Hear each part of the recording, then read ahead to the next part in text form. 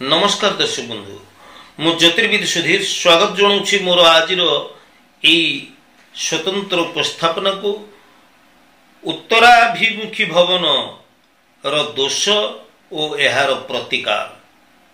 दर्शक बंधु आपण मानकर अनुरोध क्रमे मु नहीं आसी आज स्वतंत्र उपस्थापनाटी जे आपण को घर जदि उत्तर आड़ को मुह हो रही तेबे उत्तर मुहा घर वास्तु दोष एवं यार प्रतिकार यही संपर्क में आज आम विस्तृत भाव में आलोचना करिबा।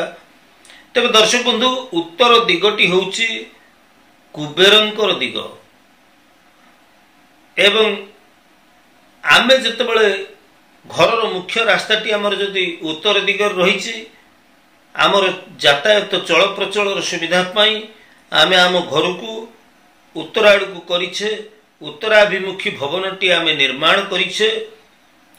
तबे ए भितरे आम मनरे केउठी ना केउठी प्रश्न आसे जे पूर्व द्वार मुहटी सबुठारु श्रेष्ठ आमे उत्तर घर आड़ को मुह करिछे घरर ए प्रकार भ्रांत धारणा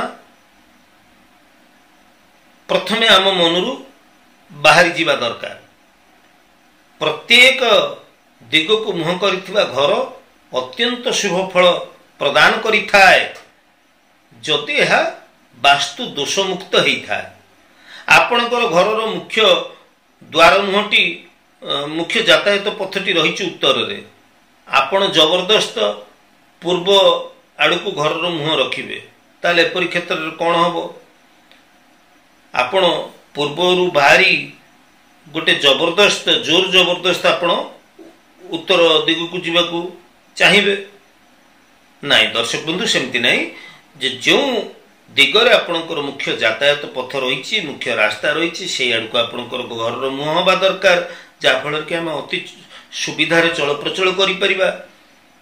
तेबे वास्तु राजवल्लभ प्रमाण दौछि नवभागम गृहं कृत्वा पंचभागेषु दक्षिणे त्रिभागे उत्तर प्रोक्त होइबे सती सती।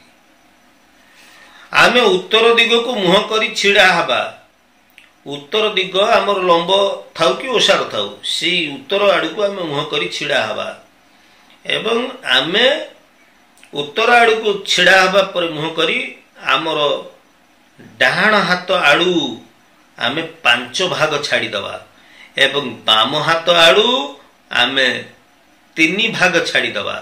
एबे जो स्थानटी हमको मिलुछि से स्थान उपरे आमर घरर मुख्य द्वार मुह अवस्थापित हवा दरकार मेन एंट्रेंस टी आमर सेई जगह हवा दरकार।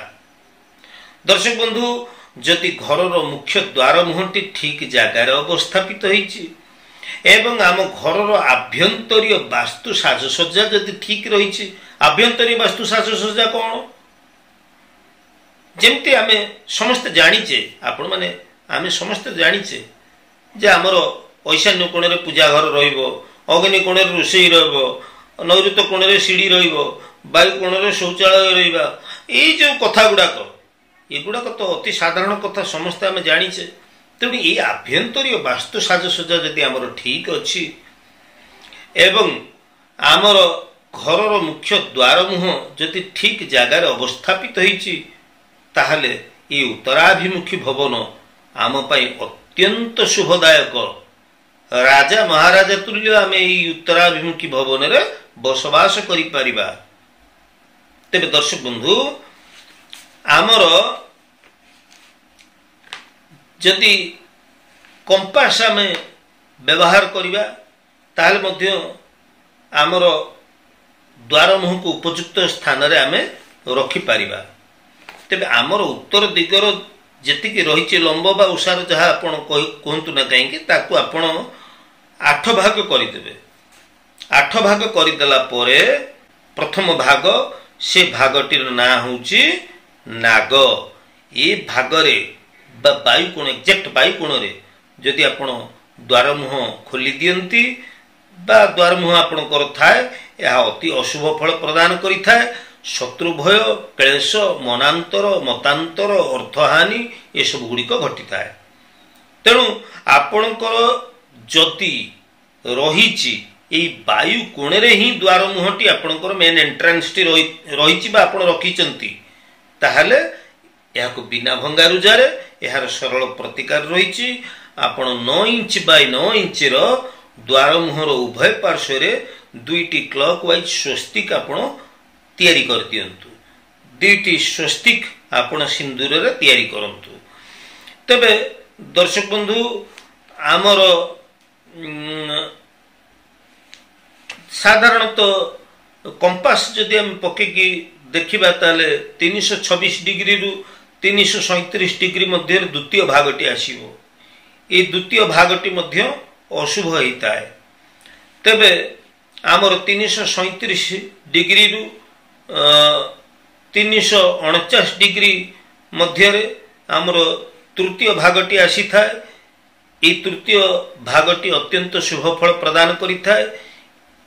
जदि एई जगह द्वार मुहटी आपण को रही ताले संतान सुख मिले, वंश वृद्धि हुए, धन वृद्धि हुए, ए भली कथा। तेबे 349 रु 0 डिग्री ठीक उत्तर मध्य 0 डिग्री सूचित हेले एपरी भागर संख्या आसीबो 4। तेबे एई स्थानर देवता होचंती कुबेर। यह अति शुभ। ए जगह जदि आपण द्वार मुह रही ताहले अपार धन संपत्तिर मालिक आपण हेबे बोली वास्तु राजवल्लभ बोली ग्रंथ जहा आमको कहूची।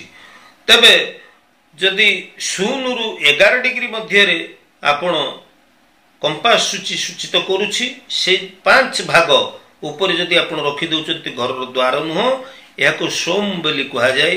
यह अत्यंत शुभ फल प्रदान करि थाए। पंचम पद बोली कहा जाए बा पंचम भाग बोली कहा जाए। यह अति शुभ फल प्रदान करि थाए। तेबे 11 डिग्री रु 22 डिग्री मध्य आपण कर पद क्रमांक आसे 6। ए 6 भाग रे जदि आपण द्वार मुह खोली दियंती याको भुजंग बोली कहा जाए। यह संतान सुख नष्ट करे, घरे सब बेले कलह झगड़ा संपर्क रे तिक्तता आसे। ए 6 भागटी अति अशुभ होता है।